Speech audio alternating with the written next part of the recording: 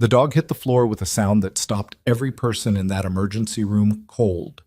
80 pounds of muscle and blood-soaked fur, a shepherd's chest barely rising, one ear torn half off, a front leg bent the wrong direction. The soldier carrying him was shaking so hard he could barely stand.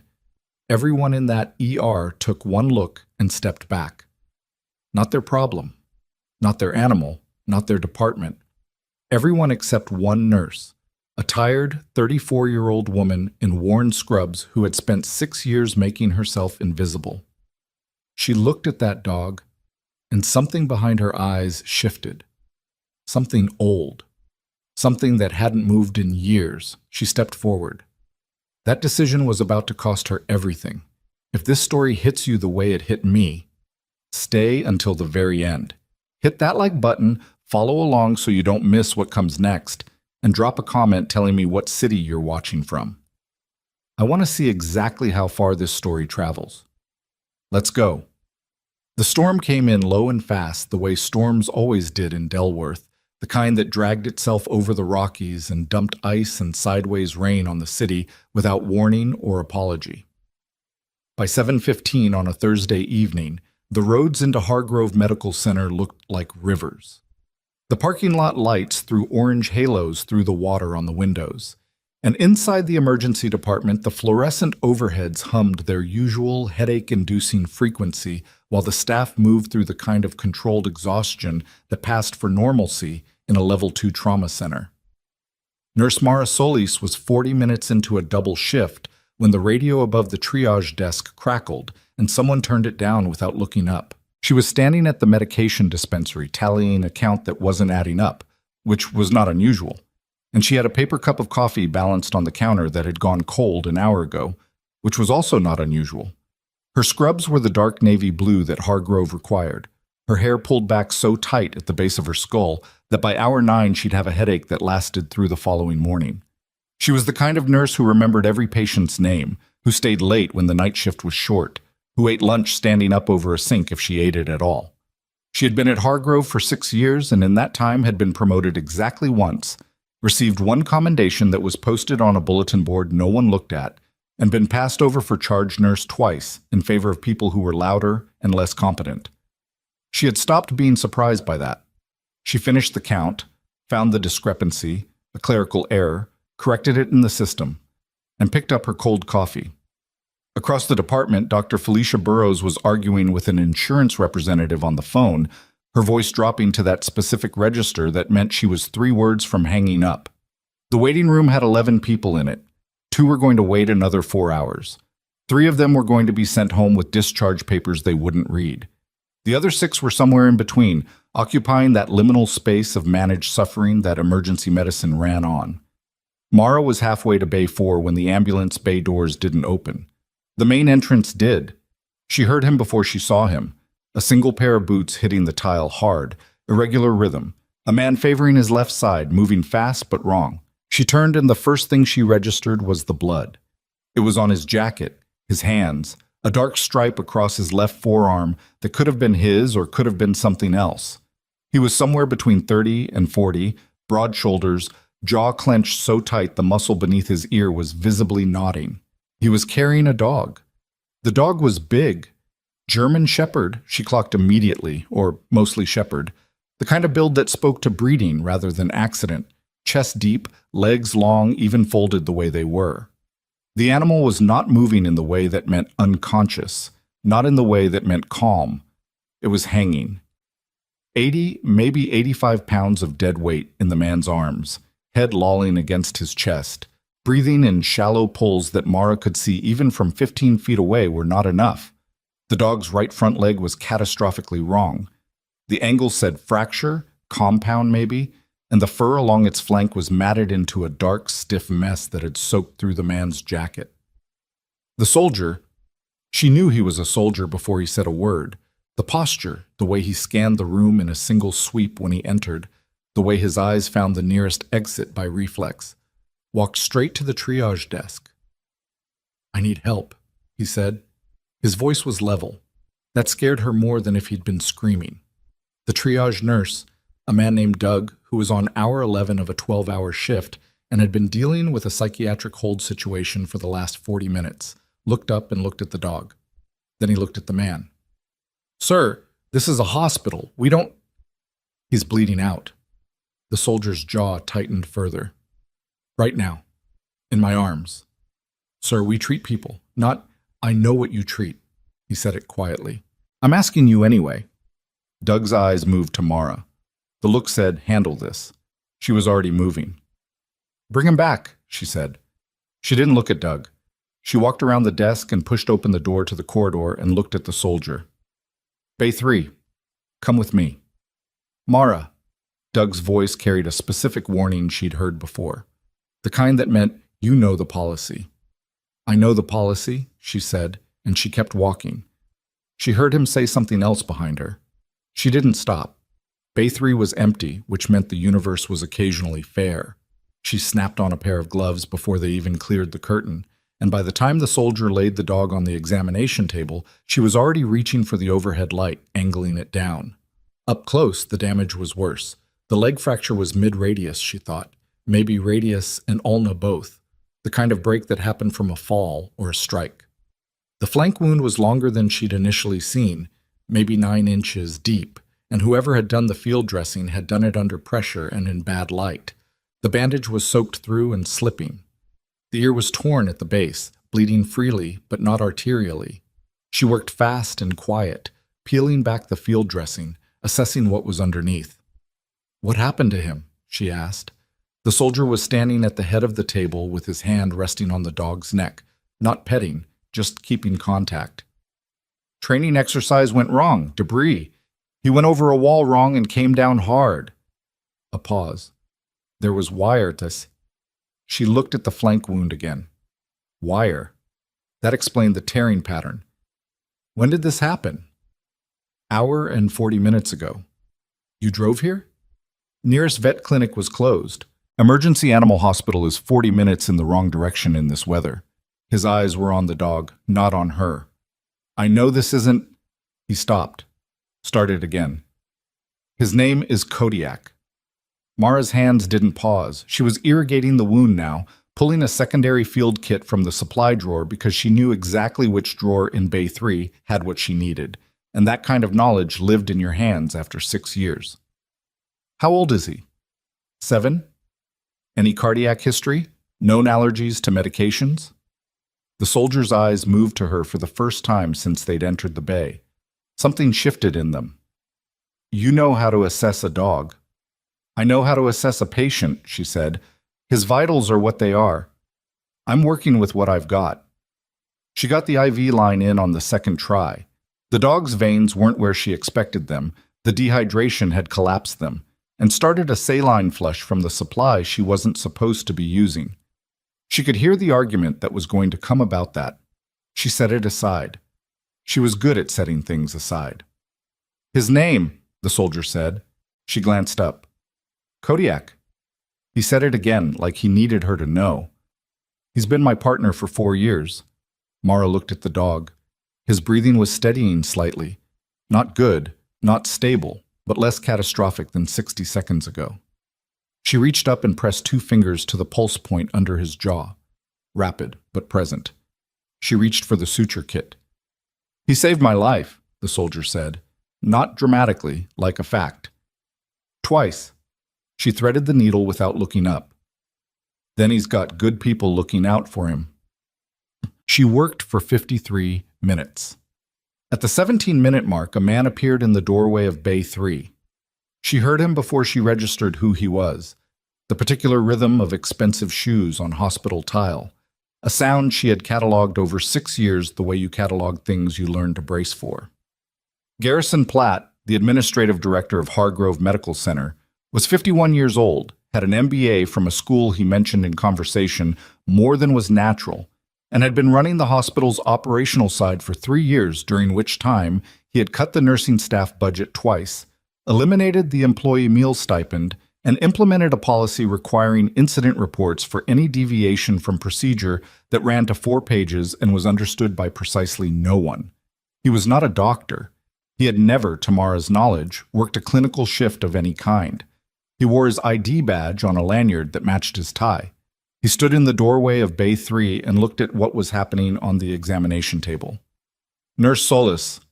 His voice had that particular quality of someone who had decided something before entering the room.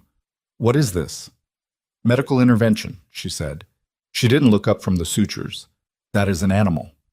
I'm aware. Our patient population is served by the staff in the other 14 bays, she said. This one was empty.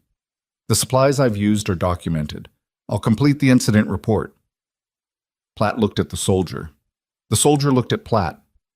Something passed between them that Mara didn't look up to witness, but registered in the quality of the silence that followed. Step out, please, Platt said to the soldier. No, the soldier said. Simple, not aggressive, just no. Platt's posture changed in a way that men's postures did when they weren't accustomed to people saying no to them in their own buildings. Sir, I'm going to need you to... I'm not leaving him. The soldier didn't raise his voice. You want to have this conversation? Have it. I'm staying where I am. Mara tied off a suture and moved to the next. Mr. Platt, I'll be finished in 20 minutes. We can discuss the protocol issue then. We'll discuss it now. He stepped fully into the bay. You're using hospital resources, controlled supply resources, on an unauthorized patient. That is a direct violation of he was going to die. She said it without inflection, not as argument, just as the fact it was. That is not, he was going to die in the next hour if someone didn't intervene. She tied off another suture. Her hands were steady. They were always steady when she was working. It was the only time she didn't have to manage the steadiness. It just happened. I made a clinical decision based on available information. You're not authorized to make clinical decisions regarding, I'm a nurse, Mr. Platt. Making clinical decisions is literally what I'm authorized to do. The silence that followed had a specific texture. She recognized it. It was the silence of someone who had decided something, calculating the most effective moment to execute. Finish what you're doing, Platt said. His voice had gone flat.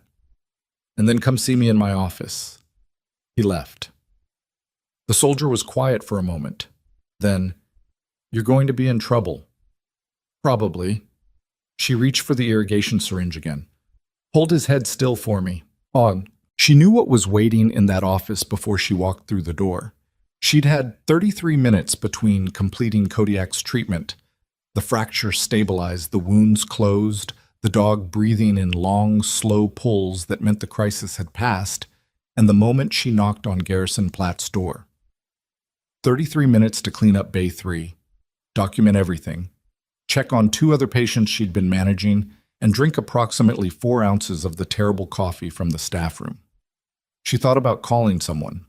Her friend Dara, maybe, who was a paralegal and would know whether this was an actual firing situation or a disciplinary situation. She decided against it. She didn't actually want to hear the answer yet. Platt's office was on the administrative corridor, which was carpeted in a way the rest of the hospital was not. The carpet was the color of a decision made by committee. Inoffensive, forgettable, designed to absorb sound. She knocked and opened the door when he said to come in. He wasn't alone. The HR director, a woman named Patricia Welks, who had the specific professional expression of someone who had learned to make her face an instrument of policy rather than feeling, sat in one of the chairs across from Platt's desk. There was a form on the desk. There was a folder. These had been prepared before Mara walked in the door. She sat in the empty chair without being invited. Platt opened the folder. He didn't look up immediately. This was technique. She'd seen it before, the performance of reviewing material you'd already reviewed, the implication of deliberation that had already concluded. She looked at the carpet. It really was an uninspiring color. Mara, Platt said, as if they were on a first-name basis in a way she could not reciprocate without feeling like she was playing a game with unfavorable terms. What happened tonight represents a serious breach. I disagree with the characterization, she said. He looked up. He hadn't expected that. Most people didn't open with disagreement. She wasn't sure why she had, except that she was tired and she had sutured 9 inches of torn flesh in the last hour, and she had precisely 0 patients left for the performance of deliberation. The supply usage alone, Welks began. I'll pay for the supplies, Mara said. I've already itemized them. It's in the incident report I filed at 9:47, which is 20 minutes before this meeting, which means I filed it before being asked to. She looked at Welks. That matters for the record. Platt set down the folder. The issue is not the dollar value of the supplies. What is the issue? The issue is that you treated an unauthorized patient using hospital resources without physician oversight in a hospital bay during a shift in which you were assigned to human patients. He folded his hands on the desk. That is the issue. The liability exposure alone, the dog would have died. That is not, would have died. She said it again, not louder, just clearer. The owner brought him here because every other option was closed or too far. The animal was in hemorrhagic shock. I had the skills and the supplies and the opportunity to intervene. She paused. So I did. The room was quiet. Did you know, she said, and she wasn't sure what made her say this, maybe the same thing that made her step forward in the first place, that a dog in hemorrhagic shock presents almost identically to a human patient in terms of the physiological cascade? The intervention protocol is not meaningfully different from what I'd have done for a person. I didn't have to improvise. I did what I'm trained to do. Platt looked at her for a long moment. Then he reached across the desk and slid the form toward her. This is a notice of termination, he said. Effective end of shift tonight. Mara looked at the form. She looked at Platt. She looked at Welks, who was looking at a point somewhere between the desk and the window. She picked up the form. She read it. It was exactly what he said it was. She set it back on the desk. I won't sign it tonight, she said. I'll have it reviewed first. You don't need to sign it for it to take effect. I know. She stood. I'll return my badge and access card at the end of my shift. Is there anything else? There wasn't. She could tell because Platt looked briefly like a man who had expected more and received less, which was not the satisfying experience he'd been preparing for. She walked out. The hallway was empty except for an orderly pushing a linen cart who looked at her face and then looked away. She kept walking. She didn't know where she was going exactly. Her locker probably at some point. The staff bathroom first. She turned into the staff bathroom and stood at the sink and turned on the cold water and ran her hands under it even though her hands were clean. She'd scrubbed in and out twice while treating Kodiak, and her hands were very clean. She looked at herself in the mirror. 34 years old, 6 years at this hospital. Before that, 4 years of nursing school on the back end of a military discharge she didn't talk about. Before that, 3 years active duty that she talked about even less, including 18 months that she had spent in places that did not make it into casual conversation at the Hargrove nursing station. She had hands that knew how to suture a wound in bad light while someone was screaming, and she had a face that looked like a woman who was very tired and had just been fired and was currently holding that information at arm's length until she had somewhere private enough to actually feel it. She turned off the water and dried her hands. She went back to work. There were 4 hours left in her shift, and the department didn't stop being the department because her employment status had changed, and the 11 people she'd been tracking through the evening still needed to be tracked. She updated charts, assisted with a reduction of a dislocated shoulder, talked a 60-year-old man down from a panic attack by explaining in very concrete terms what was physiologically happening in his body, because concrete information was often more calming than reassurance, and she'd learned that in a context she didn't discuss. She drank the rest of the cold coffee. She answered 2 questions from the night shift as they started to trickle in. At 11:45, the soldier appeared at the nursing station. He'd been waiting somewhere, she realized. Not left. He had the dog carrier that someone must have found him. She wasn't sure when or how. The logistics of the last few hours were blurring slightly, and Kodiak was visible through the mesh, breathing slow and even, sedated and stable. They're kicking you out, he said. Not a question. End of shift. She was finishing a note in the system. She didn't look up immediately. He should be seen by a veterinary surgeon in the next 24 to 48 hours. The leg is stabilized, but it needs proper imaging and probably hardware. The flank wound is clean. I used a dissolvable suture, so no removal needed. Watch for infection around the ear. Keep it dry for the first 3 days. The soldier was quiet. The paperwork I gave you has all of it. She finished the note and looked up. Drive carefully. The ice on the 14 bypass was bad 2 hours ago, and it won't have improved. He looked at her for a moment. Something moved through his expression that she didn't quite have the language for. Not pity, something more complicated than that. Something that had weight to it. "What's your name?" he asked. "It's on the paperwork." She picked up the next chart. "Take care of your dog." He nodded once. He turned to go. He stopped. "Sergeant First Class Daniel Vero," he said, still facing away from her. "Retired. Kodiak is... He's not just my dog." He paused. "He has a service record. 11 years total, 7 with me." Another pause. "There are people who know what he is, what he's done."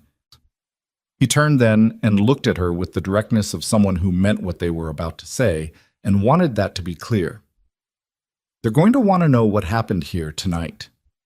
Mara didn't know what to do with that. She filed it somewhere in the holding area her brain had for things she'd understand later, under a stack that included being fired, and the look on Platt's face, and the 17 minutes she'd worked on Kodiak before anyone even thought to interrupt her. "Good night, Sergeant," she said. He left. She watched him walk through the main entrance, out into the rain, which was still coming down. The automatic doors closed behind him, and for a moment she could see his reflection in the glass, carrying the dog, moving with that careful efficiency she'd noticed when he walked in, favoring the left side still. And then the rain blurred it, and he was gone. She had 3 hours and 12 minutes left. She spent them the same way she'd spent the last 6 years, doing her job. Doing it without drama, without complaint, without any of the noise that the Garrison Platts of the world seemed to need in order to believe that work was being done. She moved between bays, she made decisions, she talked to people at the worst hours of their nights, and helped them feel slightly less alone in whatever was happening to their bodies. And she was good at all of it. And at the end of it, she went to her locker and she packed the things that were hers, and she turned in her badge and her access card to the night supervisor, who took them with an expression that suggested she wanted to say something and didn't know how. Mara drove home on roads that were bad, but not as bad as 3 hours ago. The apartment was cold. She'd forgotten to leave the heat on. She stood in her kitchen for a while without turning on the lights. She was not crying, which surprised her. She had expected to be crying by now, and she wasn't sure whether that meant she was handling it well or handling it very poorly in a way that would catch up to her later. She made toast because it was the only thing she wanted. She sat at the kitchen table and ate it and listened to the rain on the windows. She thought about Kodiak's pulse under her fingers, the way it steadied. She thought about Vero's face when she told him to drive carefully. She thought about the folder on Platt's desk, prepared before she even walked in. She thought about Sergeant First Class Daniel Vero, retired, and what he'd said about people who would want to know what happened tonight. She was almost finished with the toast when her phone lit up on the table. She looked at the screen. Unknown number. She put it face down and didn't answer. It buzzed again, then stopped. Then her laptop, which she'd left open on the counter, chimed with an email notification. She wasn't going to look at it tonight. She was going to finish the toast and sleep and deal with the reality of her situation in the morning. She looked at the email. The subject line was 6 words. Kodiak. We know what you did. She sat very still for a moment. The rain kept coming down. She opened the email. The email was 3 sentences long. We know what happened at Hargrove tonight. We know what you did for Kodiak. Someone needs to talk to you. There was a phone number at the bottom. No signature, no name. The sender address was a string of letters and numbers that meant nothing to her, the kind of address that got generated automatically or got set up to be disposable. She read it 3 times. Then she closed the laptop and finished her toast and went to bed. She did not sleep for a long time. Tsaputs. Morning came in gray and cold, the kind of February morning in Delworth that felt personal. Mara lay on her back staring at the ceiling for a while before she got up. And when she got up, she made coffee and stood at the kitchen window watching the street below, which was iced over and quiet except for a man walking a small dog in a yellow rain jacket. The man, not the dog, moving carefully along the sidewalk edge where the salt trucks had been. She thought about what she was going to do. The practical answer was, call an employment attorney. She'd been illegally terminated, or at least potentially illegally terminated. She wasn't certain of the exact language, which was why you called an attorney. And she had documentation in the form of an incident report she'd filed proactively, which demonstrated procedural good faith, and she had 4 hours of other patient care during the same shift to demonstrate she hadn't abandoned her responsibilities. These were things that mattered. The less practical answer involved the email. She opened her laptop at the kitchen table and read it again. Then she picked up her phone and looked at the number. Then she put the phone down and drank her coffee. Then she picked the phone back up and dialed. It rang twice. "Mara Solis?" said a voice on the other end. Male, calm, the particular cadence of someone who is accustomed to talking on the phone without providing more information than necessary. "You already know who I am," she said. "Who are you?" A brief pause. "My name is Garrett Ormsby. I'm a warrant officer with the 3rd Special Forces Support Group, currently assigned to Delworth Regional Command." Another pause. "Sergeant Varro told us what happened at the hospital last night." Mara set down her coffee cup. "How did you get my personal email?" "It's not difficult when you know what to look for." He said it without apology, which she respected more than if he'd tried to explain it. "I understand you lost your position. Apparently. We'd like to meet with you." "About what?" "About Kodiak," he said, "and about what that means in terms of what happened to you." She looked at the window. The man in the yellow jacket was gone. The street was empty and glassy looking in the thin morning light. "When?" she said. They met at a diner on Forster Avenue called Retta's that had been there since at least the 80s based on the vinyl upholstery and the laminated menus and the specific smell of coffee that had been kept warm too long. Mara got there first, which was intentional, and sat in a booth in the back corner where she could see the door. Old habit. She ordered coffee she didn't need and looked at the menu she wasn't going to eat from. Garrett Ormsby was not what she'd constructed from his phone voice. She'd pictured someone older, more angular. He was maybe 37, compact, with the kind of stillness that wasn't the absence of energy, but the management of it. He was in civilian clothes, dark jacket, no insignia, and he came in alone, scanned the room the same way Varro had scanned the emergency room, found her in about 2 seconds, and walked over without hurrying. He sat across from her and flagged the waitress for coffee before he said anything else. "Sergeant Varro wanted to be here," he said. "He's with Kodiak, the veterinary surgeon your notes recommended. He got an appointment this morning." "Good." She wrapped both hands around her mug. "You said Kodiak's name like it means something specific." "It does." Ormsby looked at his coffee when it arrived and didn't drink it immediately. "Kodiak has a classified service record, 11 years. He's been on 3 overseas rotations, 2 of which involve direct action missions. He has a commendation from the Joint Special Operations Command that most active-duty humans never receive." He paused. "He is not a pet. He never was. Varro's his handler, but Kodiak belongs, on record, to the United States military." Mara processed this. "Varro said he was retired." "Varro is. Kodiak's status is more complicated." Ormsby finally drank some coffee. "He was released into Varro's care under a handler adoption protocol 18 months ago. But his record is still active. His commendations are still active, which means when a military working dog with a Joint Special Operations Command commendation gets injured and a civilian hospital fires the medical professional who saved his life." He stopped. Let that sentence complete itself. "That's a story," Mara said. "That's more than a story." She looked at the table. At the rings left by previous coffee cups on the laminate, small, imperfect circles overlapping each other. "What do you want from me?" "Right now? Nothing except to tell you that you're not alone in this." He said it plainly.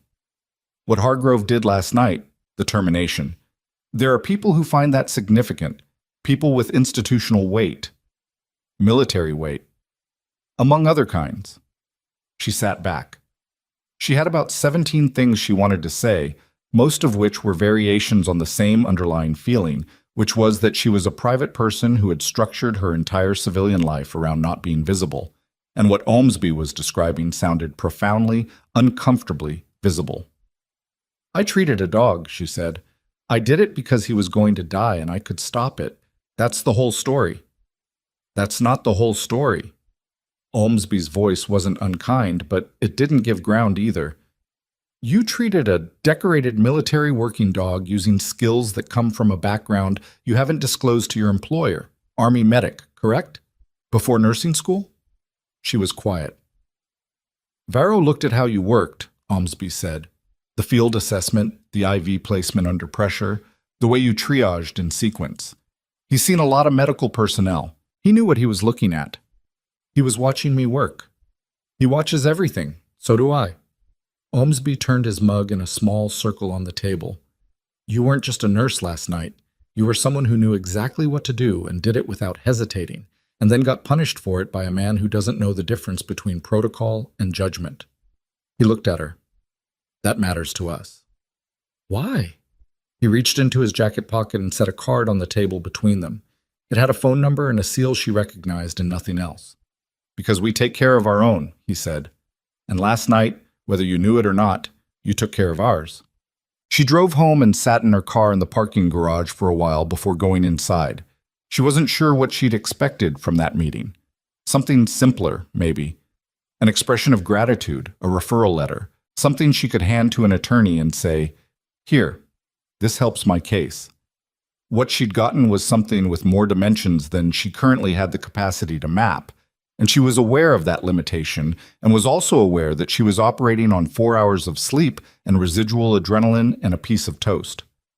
She went upstairs and called her friend Dara. Dara was a paralegal at Messing and Falk, a firm that did employment law among other things, and she had the quality of someone who had processed enough other people's crises professionally that she could hear about a crisis without performing alarm. Mara told her everything: the dog, the treatment, Platt's office, the termination, Ormsby, the diner. When she was done, there was a brief silence. "Send me the incident report," Dara said. "Already did, 2 minutes ago." "The termination paperwork?" "I have a copy." "Okay." A pause, the sound of typing. "The incident report filed before the meeting is significant. That's going to matter." More typing. "The military angle is... I don't know what to do with that yet. Let me think about that. But the wrongful termination case doesn't need the military angle to be strong. You followed procedure, you documented, you continued performing your assigned duties, and you were terminated with no prior disciplinary record. I had a performance note 2 years ago." "What kind?" "Unauthorized break extension. I was on the phone with a patient's family and went 6 minutes over." "That's not a disciplinary record." Dara's voice was flat in the way that meant, stop looking for reasons to undermine your own case. Don't go back to that hospital for anything. Don't contact Platt. Don't contact HR. Don't contact anyone there. If anyone from Hargrove reaches out to you, forward it to me. Okay? And Mara. A pause. "The dog, is he going to be all right?" "If he sees the right surgeon, yes." She looked at the wall of her apartment. "He's a tough animal." "Good." Dara exhaled. "I'll call you by 5. Hargrove Medical Center issued a statement at 2:17 in the afternoon. Mara found it because a former coworker, a tech named Brianna, who'd been there almost as long as Mara, and who communicated primarily through text messages that were either 3 words or 3 paragraphs, sent her a link with the message. "You need to read this right now." The statement was on the hospital's public communications page. It was 2 paragraphs and had clearly been written by someone in legal, which you could tell because every sentence was technically true and collectively said nothing. It described a recent staffing decision made in accordance with hospital policy and patient care standards. It mentioned Hargrove's commitment to operational excellence and regulatory compliance. It did not mention Mara by name. It did not mention a dog. It mentioned, in the second paragraph, the hospital's gratitude for the dedicated service of all clinical staff, in a way that was so generic it functioned as its opposite. She read it twice. Then her phone rang. Not Dara, not Ormsby. A number she didn't recognize, local area code. She answered it. "Is this Mara Solis?" A woman's voice. Young, professional, the specific energy of someone making a call they'd been given an assignment to make. "This is Jesse Tam calling from the Delworth Register. We're reaching out about an incident at Hargrove Medical Center last night involving a military working dog." Mara's stomach dropped about 2 inches. "Where did you get this number?" We have a source inside the hospital. Ms. Solis, we'd like to give you an opportunity to... I have no comment, Mara said. Please don't call this number again. She hung up. She stared at her phone. A source inside the hospital. Someone had talked. That meant the story was already moving and she was not the one moving it, which meant it was going to land somewhere and she had no control over where. She called Ormsby's number. He picked up on the first ring. She told him about the register. There was a silence on his end that felt like calculation rather than surprise. We expected media interest, he said. You expected it. Her voice came out sharper than she intended. You could have told me. We found out about the firing at midnight. We called you at 8 this morning. The media cycle moves faster than that. A pause. I'm sorry. You're right that we should have flagged it. The apology surprised her. She hadn't expected him to just give it. Most people defended the gap. What do I do? Nothing for now. Don't talk to the press. Don't post anything. Another pause. There's something else. I was going to call you in an hour, but Barrow's at the vet with Kodiak. The surgeon says the leg is more complex than your field stabilization suggested. He's looking at a long recovery. How long? 3 to 4 months, with intensive rehabilitation, probably back to 70 to 80% function. Mara processed that. 70 to 80%. For a dog with a service record, that was... She didn't have the context to know what that meant operationally, but she knew what it meant for an animal that had spent 11 years being physically exceptional. That's not a full recovery. No. Ormsby's voice was careful. It's not. She stood at the kitchen window again. The street was full of people now, lunchtime pedestrians moving fast in coats and scarves, everyone headed somewhere with purpose. She felt very still against all that motion. Ormsby, she said, what is actually happening here? Not the official version. What's happening? A pause, longer than the others. Varro filed a formal complaint this morning, he said, with the regional command, against Hargrove, specifically against the administrative director, on the grounds that the treatment of a military working dog and the subsequent punitive action against the medical professional who intervened constitutes a matter of federal interest. She closed her eyes briefly. That's a real thing? That's a category that exists? It exists, he said. Whether it applies is above my pay grade, but the people looking at it are significantly above my pay grade. Another pause. I want you to be prepared. The next few days are going to be loud. She thought about the statement on the hospital's website, the careful, empty language of it, the way it had preemptively managed a story while pretending there was no story to manage. How loud? She said. But before Ormsby could answer, she heard a knock at her apartment door. She went to the door and looked through the peephole. 2 people in the hallway. Not building management, not delivery. A man and a woman, both in dark civilian clothing that fit the same way Ormsby's clothing had fit this morning. The way clothing fit on people who weren't trying to look like anything in particular and therefore looked like something specific. She put the phone back to her ear. There are 2 people at my door, she said quietly. I know, Ormsby said. Let them in. She opened the door.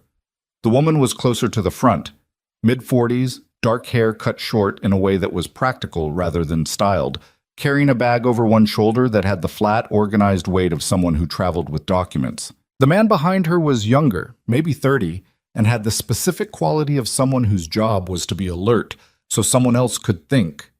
Neither of them smiled in that performed way people smiled when they wanted you to feel comfortable. They just looked at her with the directness of people who had somewhere to be. Ms. Solis, the woman said, I'm Special Agent Renata Flo's NCIS. This is Agent Breck Paulson. Can we come in? Mara still had the phone at her ear. She said to Ormsby, NCIS. I know, he said. Talk to them. She lowered the phone and stepped back from the door. They came in without looking around the apartment in the way people sometimes did when they entered a new space, cataloging it unconsciously. These 2 had already decided the apartment wasn't the point. Flo's set her bag on the kitchen table and Paulson stood near the door, not blocking it, just near it. And Mara sat in the chair she always sat in and looked at them. You know why we're here, Flo said. Kodiak? Mara said. Partly, Flows opened the bag and removed a folder, and Mara had the disorienting experience of seeing a second folder in 2 days placed on a surface in front of her, this one thicker than Platt's and with a federal seal on the tab. The complaint Sergeant Vero filed this morning triggered a review. That review flagged something. She opened the folder. Garrison Platt. How long has he been administrative director at Hargrove? Mara blinked. That was not what she'd expected. 3 years. He came from a hospital group in Arizona, I think, Tucson. Did he? Flo's voice was neutral in the way that meant she already knew the answer. What's your read on him? He's good at managing optics and bad at managing people. She paused. He makes decisions that protect the institution on paper while damaging it in practice, and he's been doing it long enough that the board doesn't see the gap anymore. Flows and Paulson exchanged a look that Mara couldn't fully read. Has he done anything that struck you as irregular, outside of last night? Define irregular. Decisions that didn't track, policies that seemed to serve a purpose that wasn't stated, staff changes that didn't make operational sense. Mara sat with that for a moment. There was the residency rotation shuffle 8 months ago that had moved 2 trauma surgeons off their preferred schedules without explanation. There was the vendor change for medical supply contracts that Patricia Welks had mentioned once in passing and then never mentioned again. There was the locked administrative conference room on the 3rd floor that was logged as maintenance storage on the floor plan, but which Mara had seen Platt exit twice at hours that didn't correspond to any meeting schedule she was aware of. She said all of this, slowly, because she was reconstructing it as she talked, pulling things from the background of 6 years that she hadn't consciously filed as significant. Flows wrote. Paulson listened, neither interrupted. When she finished, Flows closed the folder. Miss Solis, what I'm about to tell you is part of an active investigation, and I need you to understand that it cannot leave this room. All right.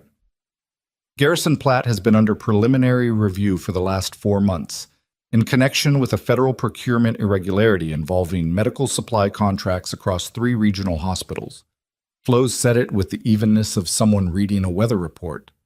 The contract issue is complicated, and I won't go into specifics. What matters for you is that Hargrove is one of 3 institutions involved, and the termination he executed last night, the speed of it, the pre-prepared paperwork, the way it bypassed standard HR review, created a flag.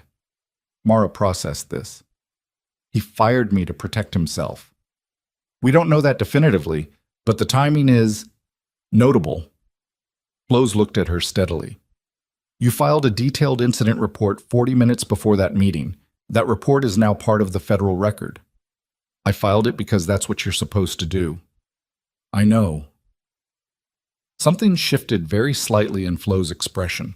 Not warmth exactly, but something adjacent. That's the part that matters.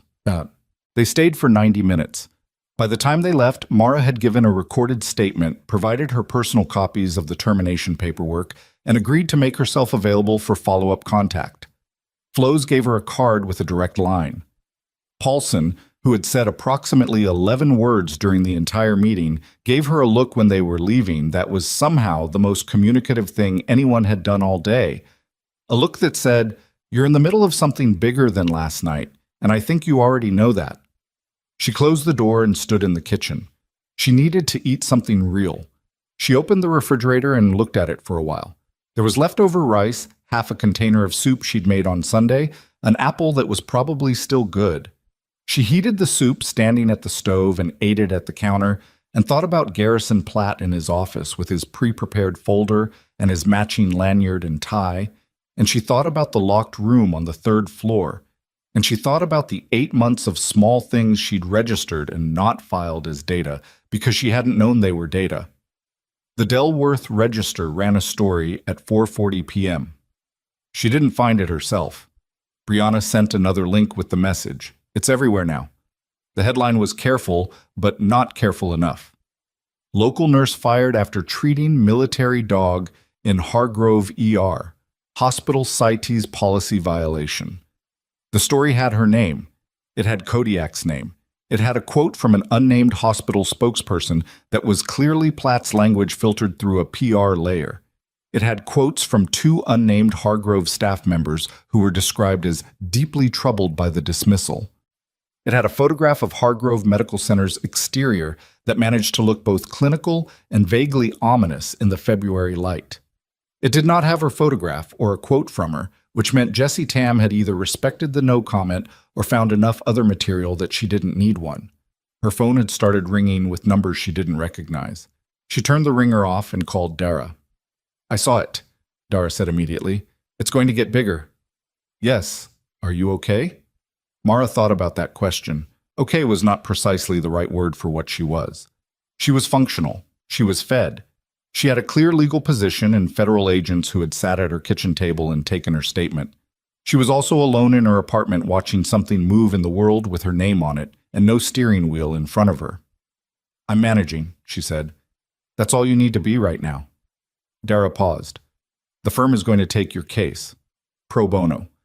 One of the partners, Heller, he saw the story and I've never heard him use that exact tone before. He's angry. About the dog or about the termination? Both, I think. He has 2 retired service animals. It's personal. A pause. But the legal case is strong independent of the personal. Mara, this is going to be okay. Mara looked out the window. The street was quieting in the early dark of February, the orange glow of the streetlights just coming on. "What does okay look like from here?" "Reinstatement, back pay, probably a settlement." Dara's voice was measured and steady in the way that helped. "But first, it's going to be loud, like I said. We need you to be very boring and very unavailable for the next 48 hours. I can do boring. I know you can. It's your best skill." She managed boring for approximately 14 hours. The next morning, she was on her second coffee and her third read-through of the federal procurement language Flows had mentioned. She'd looked it up, had spent an hour reading 48 CFR, Part 13, and a secondary document about simplified acquisition thresholds, and still didn't fully understand the mechanism but understood enough. When Ormsby called. "We have a situation," he said. He did not have the voice of someone reporting something good. "Tell me." "Platt held a press conference this morning, 8 a.m. You didn't see it?" "I've been avoiding screens." "He got in front of it. Announced he's calling it an independent review of his administrative practices." Ormsby's voice had a flatness to it that wasn't neutrality. It was the specific sound of someone containing something.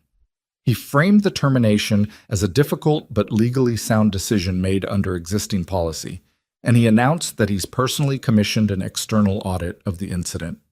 Mara put down her coffee cup. "He's running the investigation into himself. Nominally, the external firm he named we're looking into them. But the optics move the story in a particular direction. He goes on offense, positions himself as transparent, and suddenly the narrative is about a hospital director who took a hard call and is being victimized by military pressure." A pause. "The Register published a follow-up story 30 minutes ago with his quotes. The framing isn't great for you." She went to her laptop, found the follow-up. Read the headline.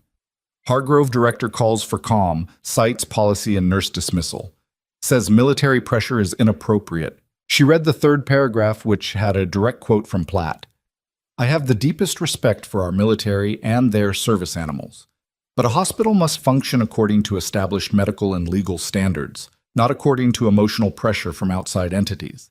The decision I made was difficult and human. I stand by it.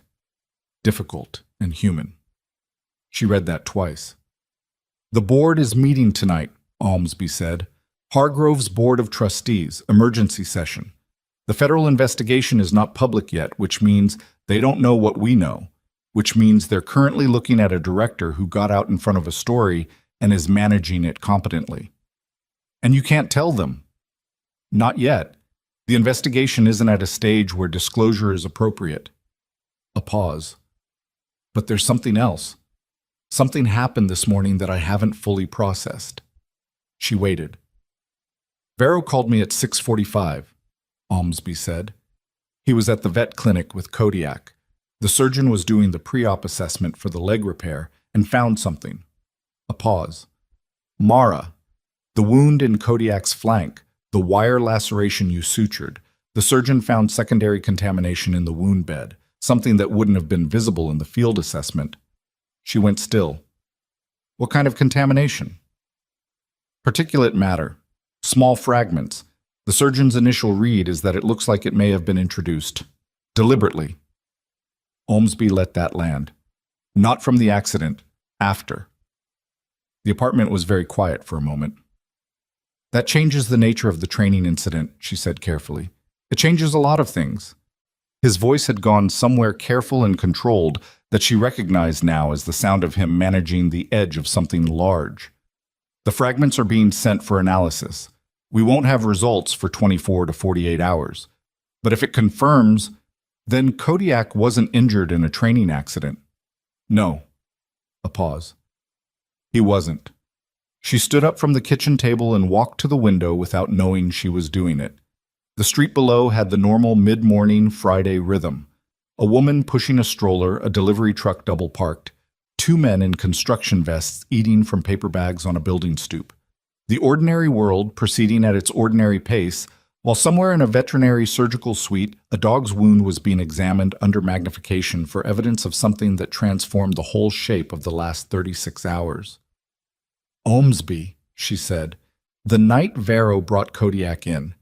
Varro had blood on his arm, his left forearm. I noticed it, but I was focused on the dog. Was that his own? Ormsby cut in. Minor laceration. He didn't report it because he didn't want to slow down getting Kodiak to you. He needs to have it looked at. I've told him that. Tell him again. She paused. Who knows about the contamination? Varro, the surgeon, me, and now you. A pause. And whoever put it there. The ordinary world outside the window kept moving. The delivery driver finished his route and pulled away. The construction workers crumpled their paper bags. I need to ask you something, she said. Go ahead. The procurement irregularity, the federal review of plat, is there any overlap? She stopped. Started again. Is there any overlap between the supply contracts under review and the kind of materials that would be relevant to... She didn't finish the sentence because she didn't have the vocabulary to finish it correctly. Ormsby was quiet for 5 seconds. 6, 7. That is an interesting question, he said, and I can't answer it right now. Can't or won't? Both. A pause. I need to make some calls. I'll contact you within 3 hours. Don't go to the hospital. Don't talk to the press. Don't... I know. She paused. Ormsby. Is Varro safe? Another pause. Slightly too long. He's not alone. She took that for what it was. The 3 hours became 4, then 5. She paced her apartment and read more than she needed to about federal procurement law and tried to eat lunch and managed about half of it. Derek called at 1 to say the formal legal complaint had been filed with the state labor board and she'd received an acknowledgement. Brianna sent 3 more links she didn't open. A neighbor knocked on her door to say there was a news van parked on the street, which she'd half expected and confirmed by looking out the window without getting close enough to the glass to be visible. Ormsby called at 3:17. We're moving faster than anticipated, he said. There was background noise on his end, the controlled noise of an active space with multiple people in it. The fragment analysis isn't back, but we have something else. Varro went back to the training site this morning, the location where the incident occurred. He went back alone? No. A pause. He found something. I can't give you details over the phone. Ormsby, I need you to go somewhere. Somewhere you can sit and wait for about 2 hours. Not your apartment. Another pause. The news van outside your building is not from the register. She gripped the phone. What does that mean? It means something shifted in the last few hours, and I need you to be somewhere we can put eyes on you while we sort out what it means. His voice was still controlled, but underneath the control there was an edge she hadn't heard in it before. A tightness. This is precautionary. I don't want you to be alarmed. I'm a little alarmed. That's fair. A brief pause. Can you get out through the building's back exit? She looked at her apartment, at the soup container still on the counter, at the coffee cup, at the ordinary evidence of an ordinary Thursday morning, that had stopped being ordinary sometime around midnight 2 days ago. She reached for her coat. "Yes," she said. "There's a coffee shop called Aldridge's on Kemper Street. Go there, order something, don't sit by the windows." A pause. "Someone will find you." "Someone," she said. "That's vague." "I know, I'm sorry." And he did sound it, briefly, actually. "Go now, Mara. Use the back exit." She was already moving toward the door when her laptop, still open on the kitchen table, chimed with an incoming email. She almost left it. She almost walked out the door and left it behind. She stopped, turned around, looked at the screen. The subject line was from an address she didn't recognize, and it said, "You don't know what you're in the middle of. Check the 3rd floor." Her hand hovered over the touchpad. Behind her, through the window, she could hear the low idle of the van on the street below. The ordinary world, the stroller, the construction workers, the specific ordinary texture of a life that had been rearranged by a dog, a soldier, and 53 minutes of work in an empty bay on a stormy Thursday night. She opened the email. The email had 4 photographs attached. She opened the first one, and it took her a moment to understand what she was looking at. A room, fluorescent lit, metal shelving along 2 walls, cardboard boxes stacked floor to ceiling. An inventory room. Nothing unusual on the surface, except the boxes weren't labeled in the standard Hargrove format she'd memorized over 6 years of requisition requests. The labels were a different font, a different layout, and the product codes in the corner of each label didn't correspond to anything in the hospital's internal catalog she'd ever seen. The second photograph was a closer shot of one of the labels. She leaned toward the screen. A supply company name she didn't recognize, Delcroft Medical Partners, LLC. A purchase order number. A date stamp, 11 months ago. The third photograph showed a document, partially visible, resting on top of an open box. She could make out a signature block at the bottom. The name above the signature line was Garrison Platt. The fourth photograph was of the room's door, taken from inside. And on the back of that door, taped at eye level, was a printed sheet that she recognized. It was the floor plan for the 3rd floor of Hargrove Medical Center. Someone had circled the room in red pen and written 2 words next to the circle: "Not storage." She sat back. The email had no text beyond the subject line, no instructions, no signature. Just the 4 photographs and the implicit message that someone inside Hargrove had decided, in the last 48 hours, that the situation had changed enough to take a risk they hadn't been willing to take before. She forwarded the email to Flows, then to Dara. Then she grabbed her coat and her phone and her keys, and she went out through the building's back exit, which she'd used exactly once before, when she'd helped a neighbor carry a couch through it and had thought at the time that it was the kind of exit you only used when you were moving furniture or avoiding something, and now she knew which category applied. Aldridge's Coffee on Kemper Street was the kind of place that had been there long enough to stop trying to be anything.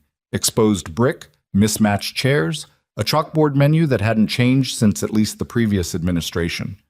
She ordered a black coffee she didn't need and sat in a corner booth away from the windows and put her phone on the table face up and watched the door. 17 minutes after she sat down, Varro walked in. He looked worse than he had 2 nights ago, which was saying something.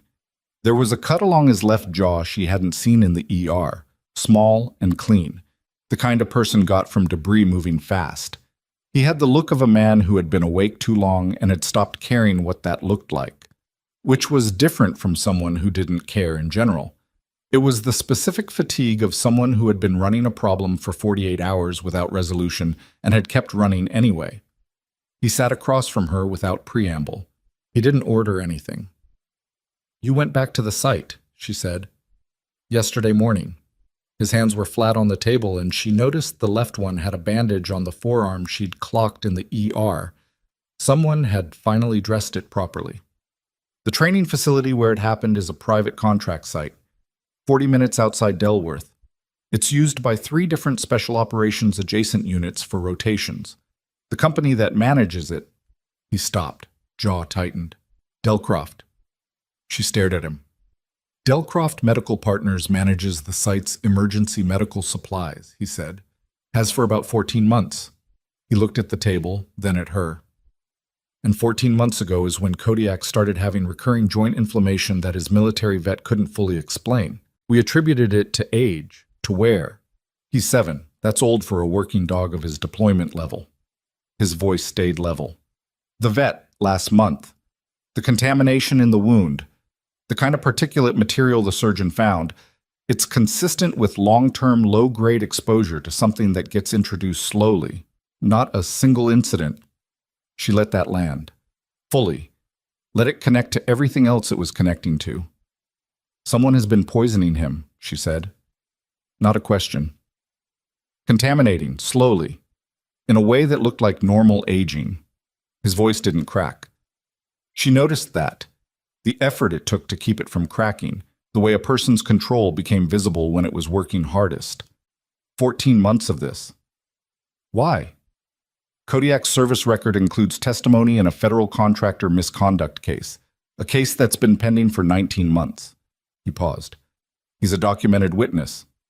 There are 12 people whose legal exposure decreases significantly if Kodiak is no longer available to the investigation. The coffee shop was warm and smelled like cardamom and ground beans and old wood. Someone at the counter was asking about oat milk, the ordinary world proceeding. Ormsby said someone would find me, she said. He sent you. I volunteered. He looked at her directly. You saved his life, twice over as it turns out, once in the ER and once by suturing a wound that had contaminated material in it and keeping it clean long enough for the surgeon to find it. A pause. I wanted to be the one to tell you. No. Flows called at 4:53. Mara was still in the booth. Varro was still across from her, nursing a water he'd eventually accepted from the server. The call came in and Mara put it on the table between them, and Flow's voice came through with the particular directness of someone who had decided to compress. The photographs you forwarded, Flo said. We've been inside that room. We got a warrant 2 hours ago. The Delcroft connection gave us enough for the judge. What was in it? Mara said. 14 months of supply records that do not match Hargrove's internal procurement logs. Meaning someone was running parallel books. Supplies were logged as received and distributed through hospital channels, but the physical inventory doesn't match the paperwork, and the financial transfers. A pause. Platt has a secondary account that his employment disclosure documents don't reflect. Varro looked at the phone, looked at Mara. He was billing the hospital for supplies he wasn't delivering, she said, and pocketing the difference through Delcroft. That's the simplified version, yes. Flows paused. But the Delcroft connection to the training facility that we didn't have until this morning, that changes the scope of the investigation considerably. Another pause. Mara, the person who sent you those photographs, do you have any idea who it was? She thought about it. 6 years of faces, names, a hospital the size of a small city with its own internal geography of loyalties and grievances. No, she said honestly, but they were inside the building. They'd been in that room. We're working on it. A pause.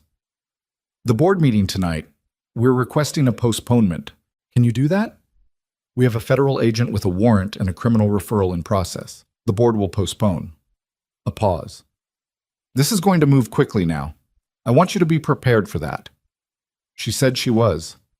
She wasn't entirely sure that was true, but it was the appropriate response, and she'd learned a long time ago that the appropriate response and the true one were not always the same thing, and that was a thing you lived with. But the board postponed at 5:47. The announcement came through Hargrove's internal communication channel, which Brianna, who was still employed and therefore still had access, forwarded to Mara with a message that said simply, "He doesn't know what's coming, does he?" Mara read it in the back seat of a car that Ormsby's office had arranged, which was taking her to a location that had been described as a secure off-site space, which she had accepted as a description the same way she'd accepted every other piece of information in the last 48 hours, as one more thing that was happening and was real and had to be dealt with. The car dropped her at a building she didn't know, 4 stories, government adjacent but not marked, the kind of building that existed in every mid-sized city and whose purpose you never thought to wonder about. Ormsby was inside, along with Flows, Paulson, and 2 other people she hadn't met who were introduced with first names only. Sawyer and Teal. There was a conference table with laptops open on it, and a board on one wall with photographs and documents and connecting lines of the kind she'd only ever seen in procedural dramas, and had always assumed was slightly dramatized. It was not. It was exactly like that. She sat at the table and someone put coffee in front of her without asking, and she drank it. "Here's where we are," Flows said, standing at the front of the room with the board behind her. Delcroft Medical Partners is a shell company registered in Delaware 18 months ago. Its sole beneficial owner, on paper, is a holding entity in Nevada. Tracing the Nevada entity took us 6 hours this morning. She pointed to a photograph at the top left of the board. Behind the holding entity is a man named Rupert Calloway, 63 years old, former hospital group executive. He was Platt's direct supervisor at the Arizona Hospital Group before Platt came to Hargrove. Mara looked at the photograph. Calloway had the face of someone who'd spent decades in rooms where money moved and had learned to look like the least interesting person present. Calloway is the subject of a separate federal investigation in Arizona involving Medicare billing fraud, Flows continued. The Delcroft scheme appears to be a continuation of a methodology he developed there. Platt was a participant in the Arizona case as well, though the extent of his involvement wasn't established before the investigation stalled. A pause. Hargrove Medical Center was their second attempt at the same playbook, and the Delcroft contract at the training facility was how they accessed Kodiak, Vero said from the chair beside Mara. He'd been brought in separately, 20 minutes after her. Yes, Flows's voice didn't soften, but it slowed slightly. The contractor who managed Delcroft's day-to-day supply operations at the facility has already been taken in for questioning. He's cooperating. She paused. He confirmed that the contamination of Kodiak's food and wound care supplies over the past 14 months was deliberate, directed by someone above him. He doesn't know who. His instructions came through an intermediary, but the chain points back to the same network. The room was quiet for a moment. Mara looked at Vero. His jaw was set in the way that meant he was doing the same thing she did in the staff bathroom 2 nights ago, holding something at arm's length until there was enough time and space to actually feel it. "The incident last week," Olmsby said, picking up the thread. "The training exercise where Kodiak was injured, that was not an accident. She'd known that was coming, and it still landed. The debris configuration at the site was deliberately arranged," Olmsby said. "We found the physical evidence this morning when we went back with the right questions. Someone staged a fall scenario designed to look like training negligence. The wire wasn't accidental. It was placed." He paused. "They needed it to look like Kodiak's deterioration was natural, from age and wear. When that wasn't moving fast enough, they escalated." Sawyer, the one she hadn't met, spoke for the first time.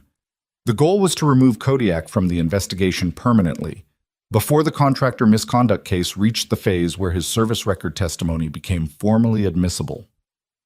Mara looked at the board, at Calloway's photograph and the lines connecting it to Platt and Delcroft and the training facility, and at the far edge, a small printed photograph of Hargrove Medical Center's exterior, the same building she'd walked into 6 years ago as a new hire with clean scrubs and a carefully constructed civilian life, and the same building where 2 nights ago a soldier had walked through the door carrying a dying dog, and she had made the only decision that seemed possible.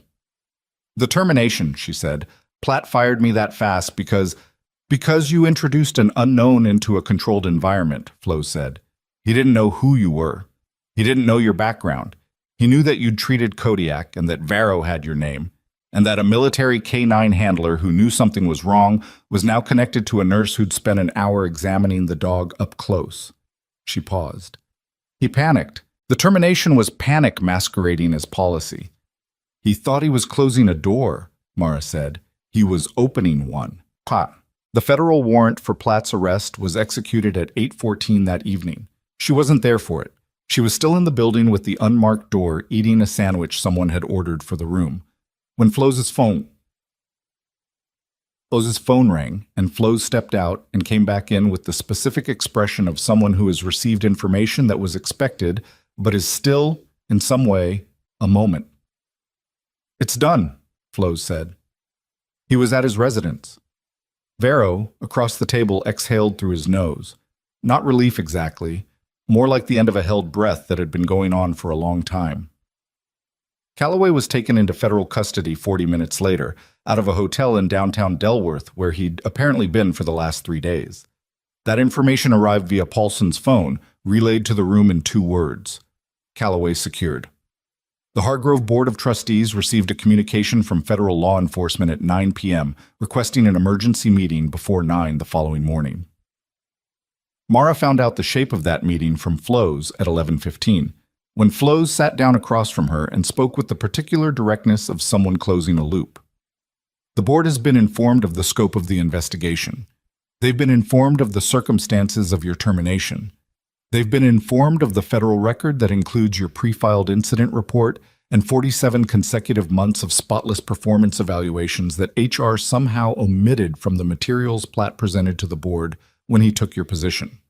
Flows paused. I don't know where the board lands legally. That's your attorney's territory. But the chair of the board called our office at 10:40 and asked specifically about the timeline of your employment record. A pause. That's not nothing. No, Mara said. It's not. She drove home at midnight. Not in the arranged car this time, her own car, from the parking garage, through the streets of Delworth that were quiet and cold and looked the same as they always did. The ice from Thursday night had melted. The roads were just roads.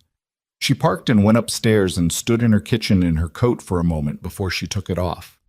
She was tired in a way that had moved past the point of feeling like tiredness and into the feeling of everything that had been held suspended, now starting, slowly, to come down. Her phone buzzed. She looked at it. A text from a number she didn't have saved, but she recognized it from the card Flows had given her. One line from Flows. Board chair wants to speak with you tomorrow morning. 9 a.m. Your attorney should be present. Then, 30 seconds later, a second text from the same number. Kodiak's surgery went well. Varro says he's awake. She stood in her kitchen and read that second text again.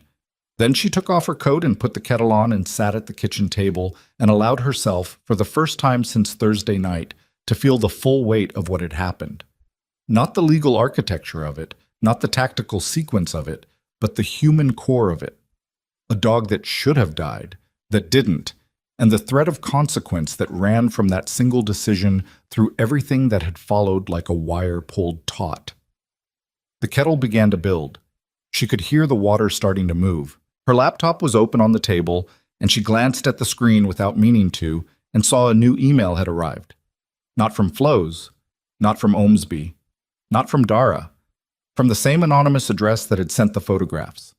No subject line this time, just one sentence in the body of the email and a name signed at the bottom. She read the sentence. She read the name. She sat very still. Then she picked up her phone and called Dara and said, I need you to look up someone for me, right now, tonight. The name at the bottom of the email was Patricia Welks. Mara read it twice. The HR director, the woman who had sat in Platt's office 2 nights ago with her face arranged into professional neutrality and her hands folded in her lap and a folder of termination paperwork in front of her that she had not once looked at, as if the looking would cost her something she wasn't prepared to pay. Patricia Welks, she said to Dara. She's HR director at Hargrove. I need to know if she has any prior employment connection to Garrison Platt outside of Hargrove, before Hargrove. She heard Dara typing. The kettle was boiling now, and she got up and poured water over a tea bag and stood at the counter, holding the mug, letting the heat come through the ceramic into her palms. She's not in the Arizona case, Dara said, but she worked at a regional hospital network in New Mexico from 2014 to 2019. Platt overlapped at a sister institution in that network from 2015 to 2017. A pause. That's the same period the Arizona billing irregularities started. She knew, Mara said, not angry, just certain. She's known the whole time. That's why she was in that room when he fired me. To witness it, or to make sure it happened? Both, maybe. She thought about Welks' face in that office, the way she'd looked at a point between the desk and the window. Not the face of someone who agreed with what was happening. The face of someone who had spent a long time managing what they knew and had finally hit the edge of that capacity. She sent me the photographs. She was the source inside the hospital. Another pause from Dara. That's if she's been complicit in the scheme and she's now cooperating. She was in that room, Dara. She sat there while he fired me for saving a dog that someone was trying to kill. And then she went home and photographed the supply room and sent the email anonymously because she'd had enough. Mara paused. That's not a clean story. That's a person who made bad choices for a long time and then made a different one. You almost sound like you feel sorry for her. I don't know what I feel. She drank the tea. It was too hot, but she drank it anyway. Forward her information to Flo's tonight. She needs to know. Dara called Flo's. Mara texted Omsby. Then she went to bed, and this time she actually slept, deeply and without dreams, which was its own kind of grace. Not the dramatic cleansing rest of someone whose story had resolved, but the ordinary collapse of a body that had exceeded its reserves and needed to stop. She woke at 7:14, showered, made real breakfast, eggs, toast, the last of the good coffee. She ate at the table like a person with somewhere to be. Dara picked her up at 8:30 and they drove to the law firm together, which wasn't where the meeting was happening, but where Dara's colleague, the partner Heller, was already prepping. Mara met Heller in person for the first time in a glass-walled conference room with a view of downtown Delworth, looking gray and sharp in the February light. He was 60-something, compact, with the hands of someone who'd been making arguments for a long time and knew which ones landed. He had 2 dogs, she remembered, retired service animals.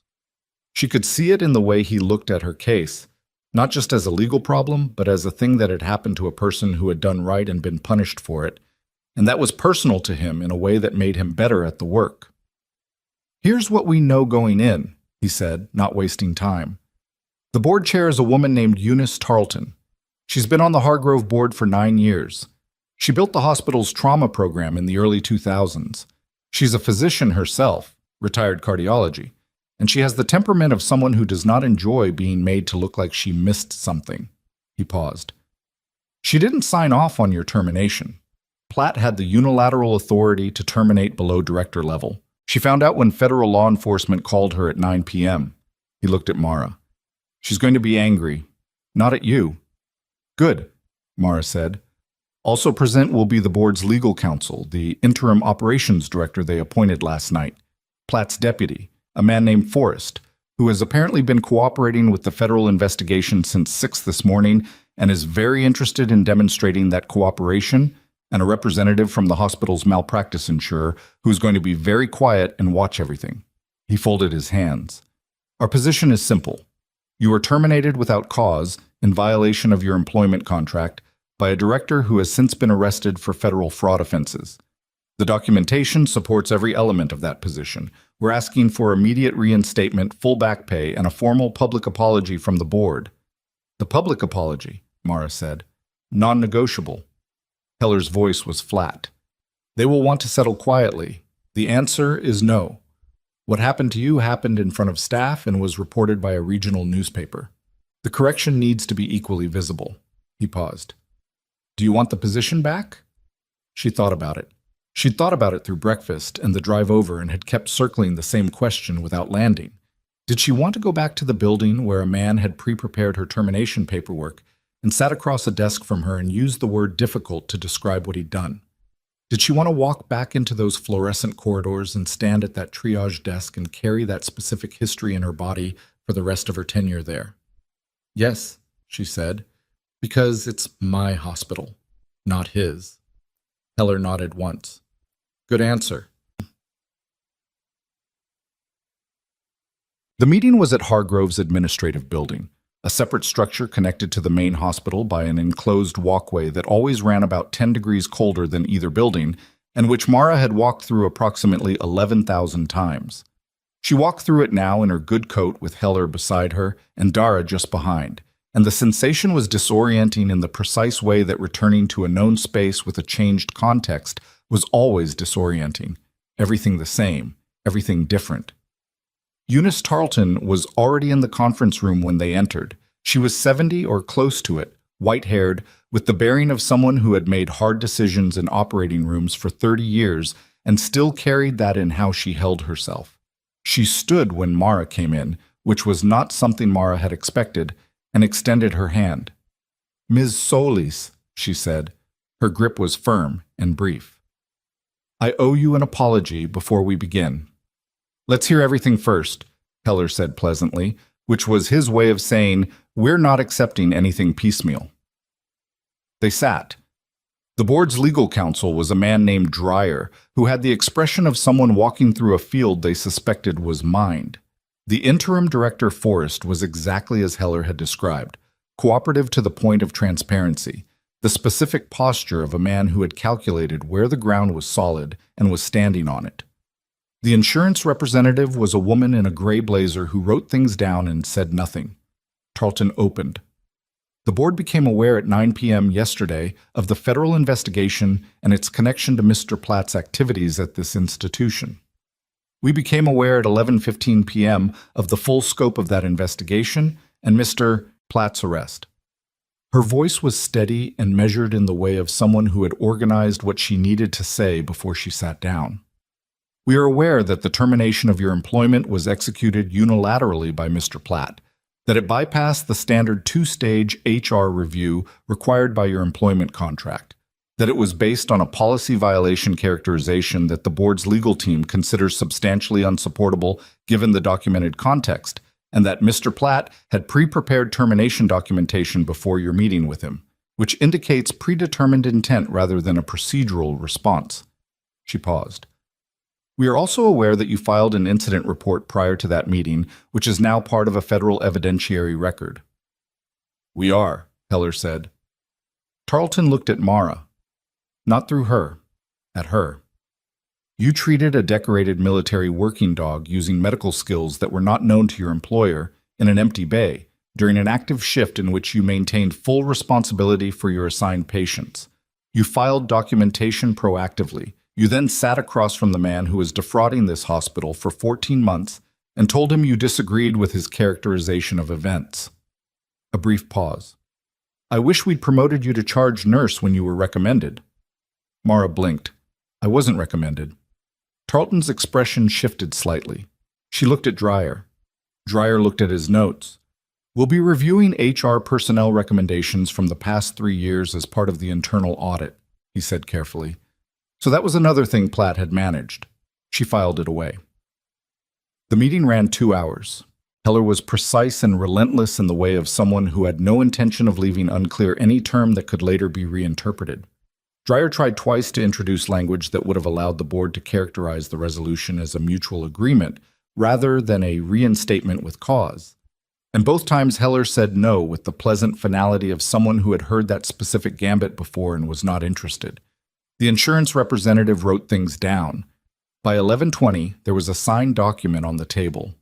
Reinstatement to her position effective the following Monday. Full back pay for the time elapsed. A written formal apology from the board, on letterhead, to be shared publicly via the hospital's communications channel and released to the Delworth Register.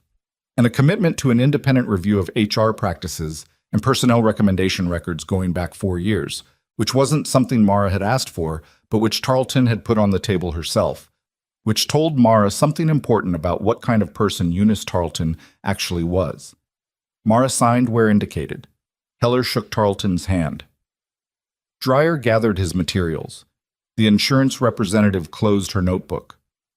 Tarleton held Mara back for a moment when the others were filing out, just a second, just enough to say, "The people in this building have always deserved better than what they got from him. That's on us for not seeing it sooner." She paused.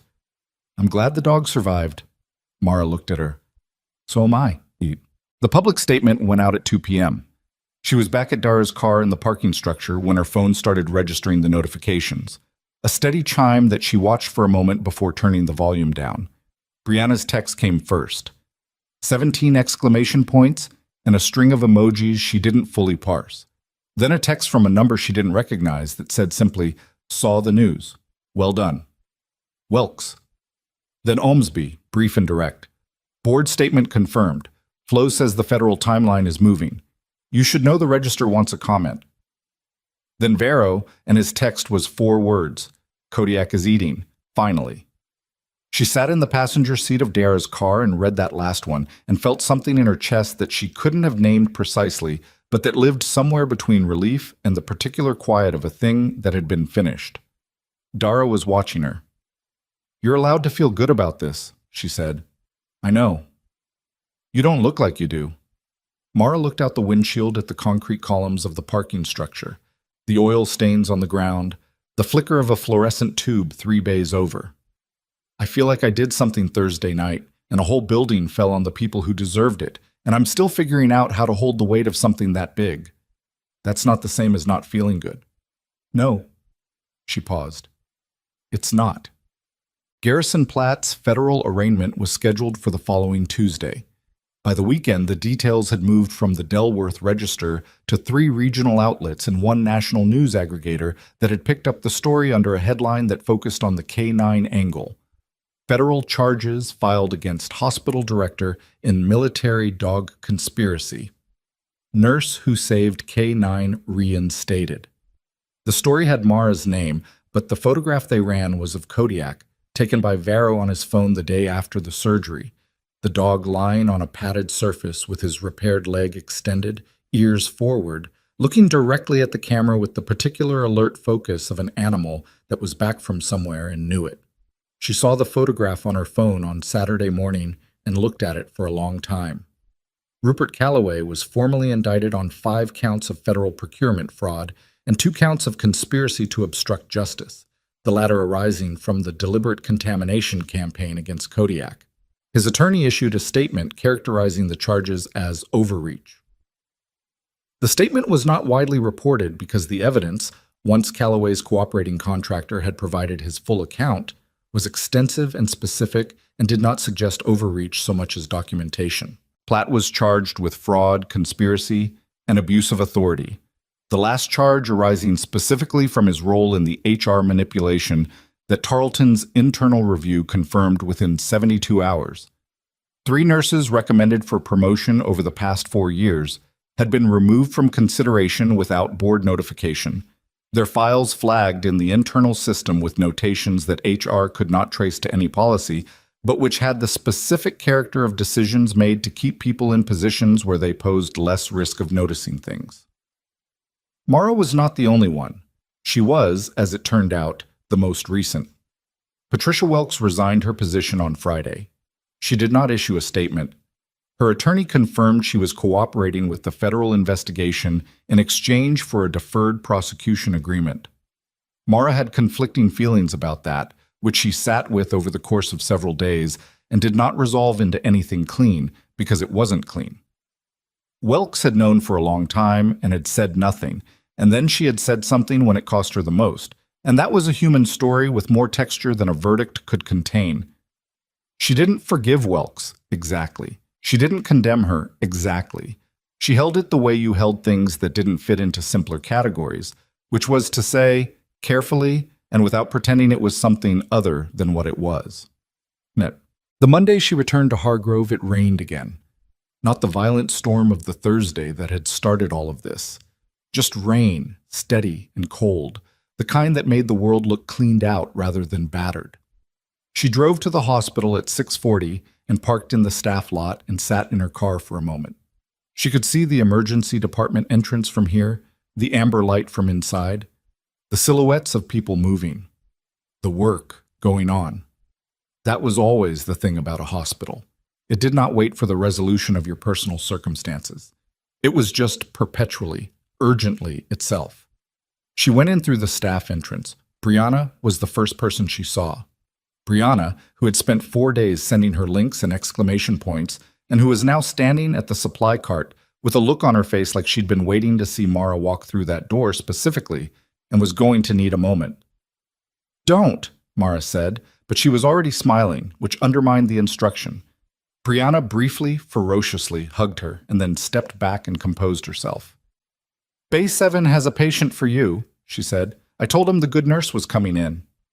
That made her laugh. An actual laugh. Brief and caught off guard.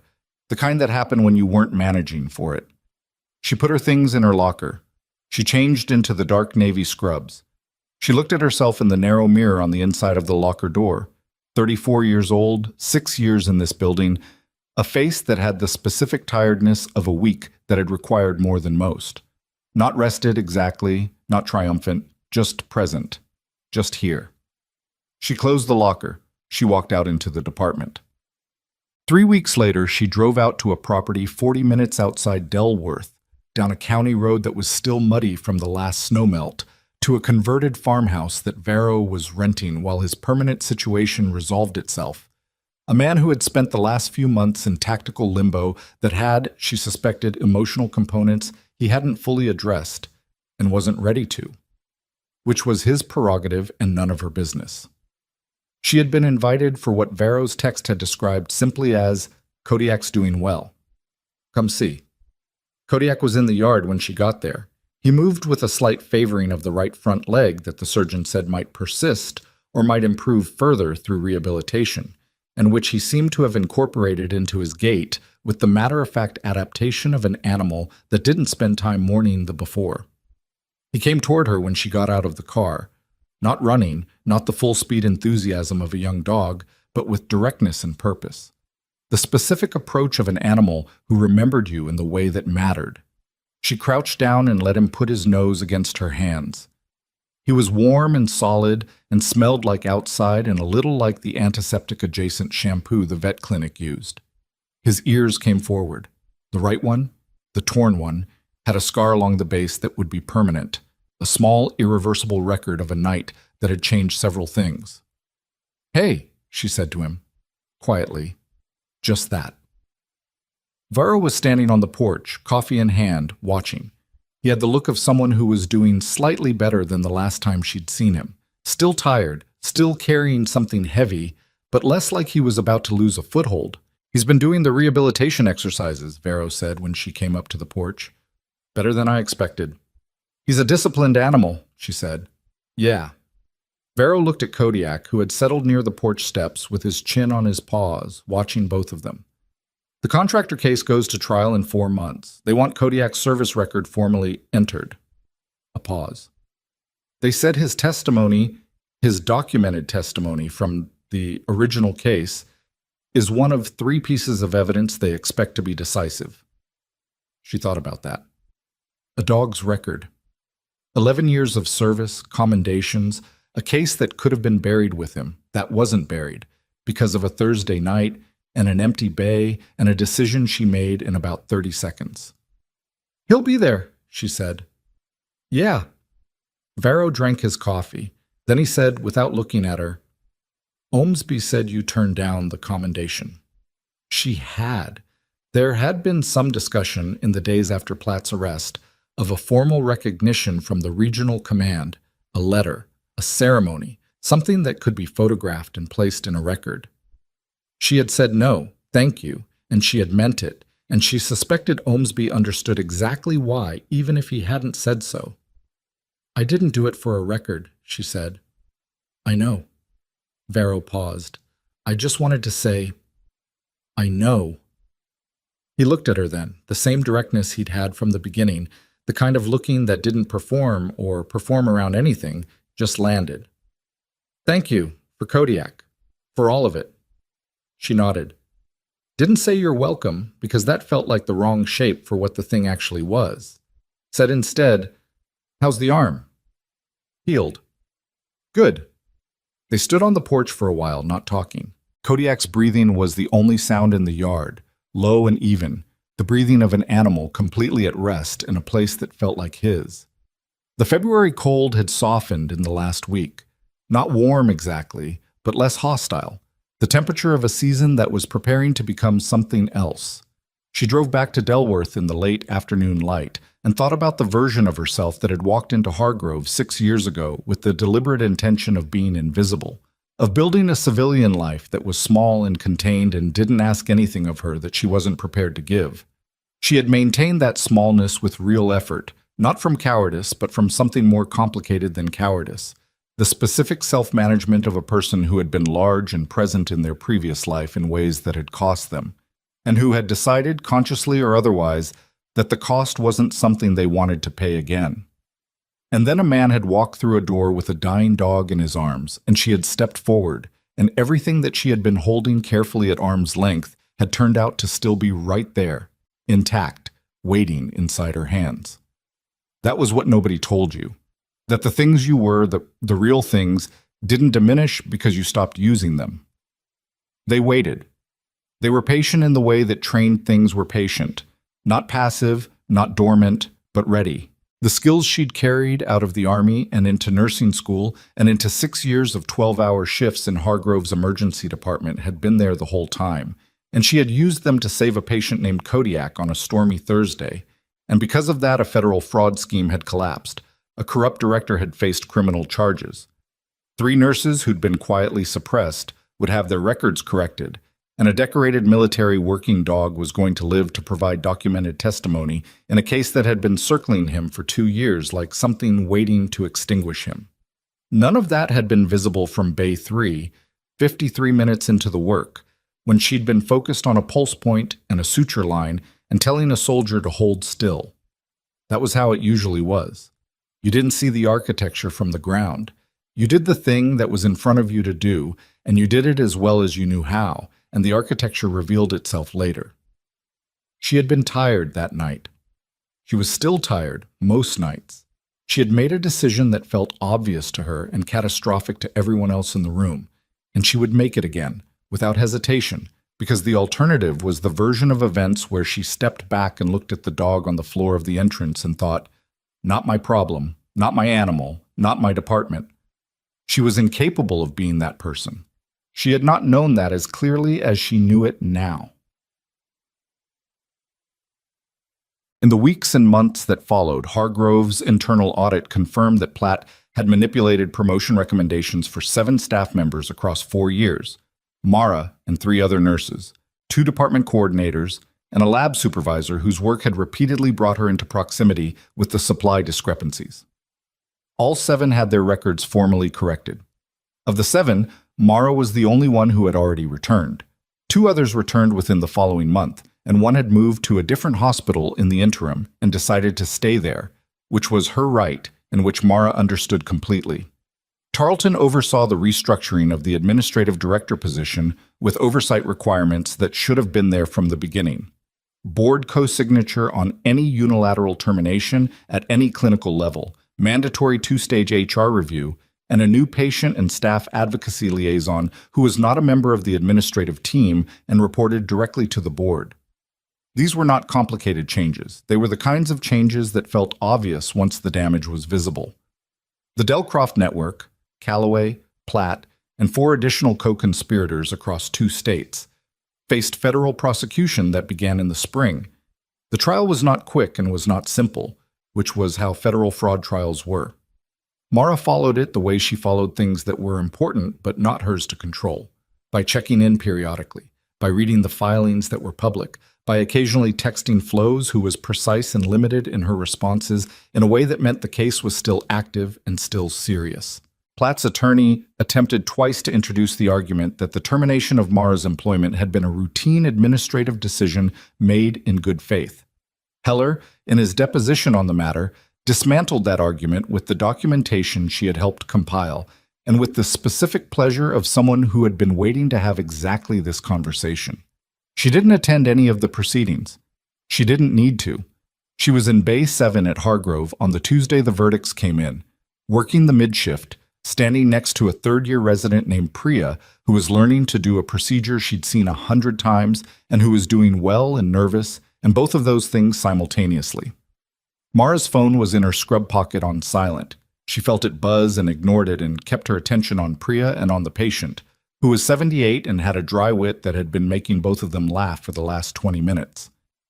After the procedure, she stepped into the corridor and checked her phone. The text from Omsby said, "All counts, full. Callaway 12 counts, Platt 9. She stood in the corridor for a moment. The department moved around her. Stretchers, voices, the mechanical beep of monitors, the particular hydraulic sigh of a bed being repositioned. The ordinary machinery of the place she had spent 6 years learning. She put the phone back in her pocket. She went back to work. There was a moment, about 3 months after everything had settled, that she came back to when she thought about what the whole experience had meant. Not the legal architecture of it, not the narrative shape that it had taken in other people's tellings, but the core of it, the thing it had actually taught her. She was in the car, driving in from a shift, and it was late and dark, and she was tired in the good, simple way, the way that came from having spent 12 hours being useful. The city was quiet the way it got after midnight, the orange lights steady, the streets belonging to the people who worked nights and the people who couldn't sleep, and the dogs being walked by their owners in the cold. She thought about the moment in Bay 3 when she had heard Platt say her name and known what was going to happen next, and had kept suturing anyway. People asked her sometimes, Brianna, other colleagues, once a journalist who caught her briefly in the parking lot, whether she'd been afraid in those first few days, the NCIS agents at the door, the anonymous email, the van on the street outside. And the honest answer was, yes, some. Afraid in the controlled way that she'd learned to manage in environments where fear was a piece of information rather than a directive. Where fear meant pay attention, not stop. What she hadn't been, not for a moment, was uncertain about the decision that had started it. That was the thing she couldn't fully explain to people who asked, because it sounded too simple, and simple things were often dismissed as things that hadn't been thought about carefully enough. But the truth was simple. The dog was alive because she stepped forward. Everything else, the fraud case, the indictments, the audit, the corrected records of 7 people whose careers had been quietly suppressed, all of it had happened because she had taken one step in the direction of what was in front of her to do. She wasn't special. She wasn't exceptional. She was someone who had been trained to see what was in front of her and respond to it honestly. And for 6 years she had applied that training with her eyes down, careful and contained. And on one Thursday night, the training had moved faster than the caution, and she had been, briefly, exactly what she actually was. She thought everyone had something like that inside them, some version of the capability they'd been carrying for years without deploying, waiting for the moment when the situation made the choice simpler than the hesitation. Most people didn't get a moment that stark. A dog on a floor, a decision in 30 seconds, a step forward or back. Most people's choices were quieter and smaller and happened in ordinary rooms with ordinary stakes. But the mechanics were the same. The thing you were, the real thing, was always there. It didn't care how long you'd been avoiding it. She pulled into her parking garage and cut the engine and sat for a moment in the dark and the quiet. She was tired. She had an early shift on Thursday. She needed to text Vero back about the rehabilitation update he'd sent at noon. She needed to buy groceries at some point in the next 36 hours, or she was going to be eating toast for dinner again, which was fine. Actually, toast was fine. There were worse things. She got out of the car. She went upstairs. She left the lights low and made tea, and stood at her kitchen window looking at the street below, which was empty except for a man walking a dog at the far end of the block, moving slowly in the cold, the dog moving beside him with the easy alignment of 2 creatures that had learned each other completely. She watched them until they turned the corner and were gone. Then she finished her tea and went to bed. She slept without difficulty, which she had not always been able to say. She woke when her alarm went off, and she got up. There was work to do. There always was. And she had never once, in all the ways she had tried to be smaller than she was, stopped knowing how to do it.